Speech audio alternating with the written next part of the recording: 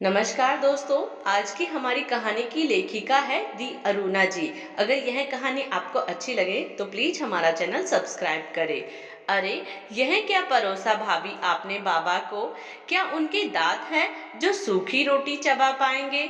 सुधा की तेज आवाज से भाभी नमिता, जो अपने कमरे में टीवी लगा मोबाइल में व्यस्त थी, भागती कमरे में आई। ननद सुधा को इस वक्त देखकर आश्चर्यचकित हो गई। क्या आज घर में कुछ नहीं बना? बना है दी, पर बाबा वो नहीं खाएंगे। तो जो खाएंगे वह बना कर देती। ऐसे कैसे आपने सोच लिया बाबा इन वस्तुओं को खा पाएंगे? गुस्से से बोली सुधा। 78 वर्ष की उम्र में दो चार दांत ही बचे थे। कंपनी में ऊंचे पद पर आसीन सुधा के पिता सूर्य प्रकाश जी, ऊंचा ओहदा, ऊंची ठाट बाट, घर में नौकर चाकर, सर्वोत्कृष्ट कार्य के लिए अनेक बार पुरस्कृत, ट्रॉफी, शानदार रहन सहन। 4 साल पहले पत्नी लक्ष्मी जी की मृत्यु से टूट से गए। तोता मैना की जोड़ी थी। लक्ष्मी जी पति को कभी बहुओं के भरोसे न छोड़ा। खुद पति के लिए उनकी पसंद की वस्तुएं बनवाती, पास बैठी रहती जब तक कि उनका भोजन बन ना जाए। दोनों एक दूसरे के आसपास ही रहते। सूर्य प्रकाश जी की जीवन शैली में अचानक से अनेक बदलाव आए। सिंह से गरजते अब बूढ़े हो गए। आखिर है तो सिंह ही ना, घास फूस तो नहीं खा सकते ना। सुधा किचन में जाकर जल्दी से खूब सारे प्याज के साथ ऑमलेट बनाई, जो पिता की पसंदीदा डिश थी। घी से सेक गरम गरम रोटी लाकर दी। एक ही रोटी खाते थे, वह भी दे तकलीफ। भैया की नौकरी कंपनी में थी, जब से यहाँ लगी यही बसे हैं। सूर्य प्रकाश जी के रहन सहन का भरपूर उपयोग किया। अभी भी घर सूर्य प्रकाश जी की पेंशन के पैसों से बहुत आराम से चलता है। नमिता भी सुधा के पीछे पीछे किचन में आ गई।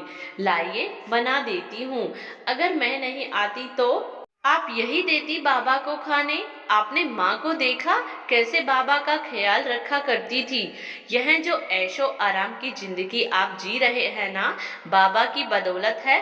एक ढंग की रोटी नहीं दे सकती। सुबह की बची कड़क रोटी परोस दी। आपको तकलीफ हो रही है तो कल से मैं बनाकर ला दिया करूंगी। सुधा बोली।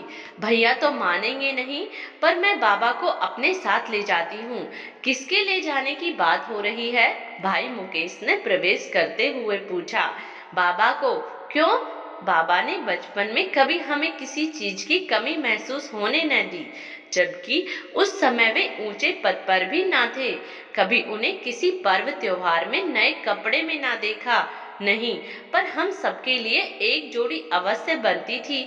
खुद पैदल साइकिल में जाते ऑफिस, पर तेरे कॉलेज के लिए स्कूटर खरीद कर दिया। हाँ, याद है। फिर हर महीने लोन के पैसे भी कटते थे। मुश्किल घर की आर्थिक स्थिति होती थी। कभी हमारे खाने पीने पर बंदिश न लगी। हाँ, पर क्या हुआ? मुझे क्यों बता रही? मैं भी तो तेरे साथ उसी घर में पला बढ़ा। सुधा आज की घटना बताते बताते रो पड़ी। मैं बाबा को ऐसे नहीं देख सकती। जंगल का राजा राजा जैसे ही रहे, इसीलिए साथ ले जाऊंगी। भैया शर्मिंदा हो गए। भाभी के कृत्य पर क्षमा मांगते बोले। नहीं सुधा, वे सिर्फ तेरे पिता नहीं, मेरे भी पिता है। मैं उनके खाने पीने का पूरा ध्यान रखूंगा। अब कोई शिकायत का मौका नहीं दूंगा। मैंने कभी सोचा भी ना था नमिता ऐसा करती है। नमिता बाबा को पिता के रूप में आज तक स्वीकार नहीं कर पाई, शायद इसीलिए ऐसा व्यवहार किया। बुढ़ापा सबका आएगा भाभी।